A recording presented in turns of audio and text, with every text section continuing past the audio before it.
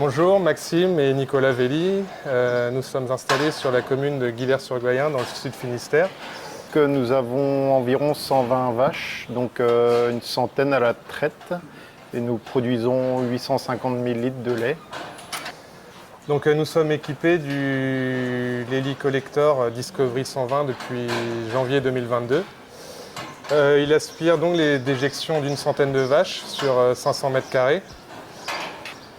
Donc on a fait le choix d'investir dans ce robot pour nous libérer de cette tâche qui était le raclage au tracteur.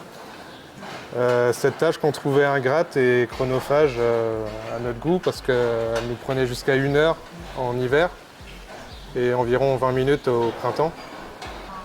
Bien, on s'est posé la question des racleurs aussi à cordes et que c'était pas faisable dans notre bâtiment. C'est un bâtiment un peu biscornu ou alors il aura fallu qu'on fasse une nouvelle fosse dans le bout du bâtiment. Lorsqu'on a voulu aller visiter des exploitations qui étaient équipées avec sensiblement le même nombre de vaches que nous et la même superficie à aspirer, la commerciale nous a envoyé voir 4 ou 5 exploitations. Donc c'est dire leur implantation. Donc lors de ces visites, on a pu être rassuré par les éleveurs sur la qualité du matériel, sur la qualité du SAV de chez Lely. Donc avec le système du robot, on a pu valoriser l'existant.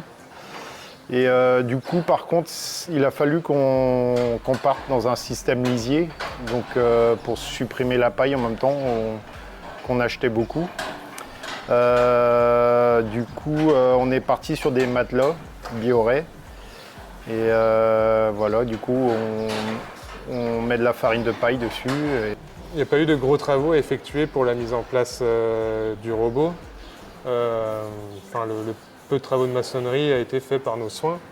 Après, c'était d'envoyer de l'eau et de l'électricité au niveau de la borne de recharge et de vidange.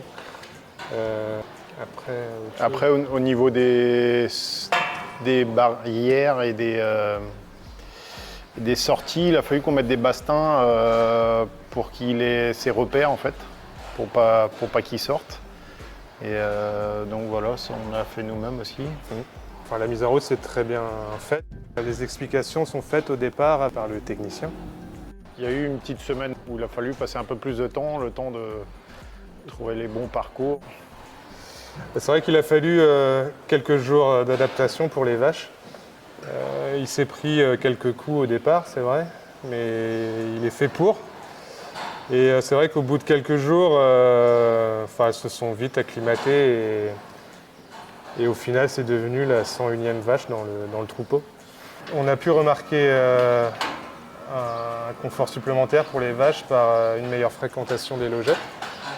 Et donc du coup un temps de couchage supplémentaire qui donne du lait en plus qu'on a pu remarquer sur les mois d'hiver, en moyenne 1 litre de lait par vache en plus comparé à N-1.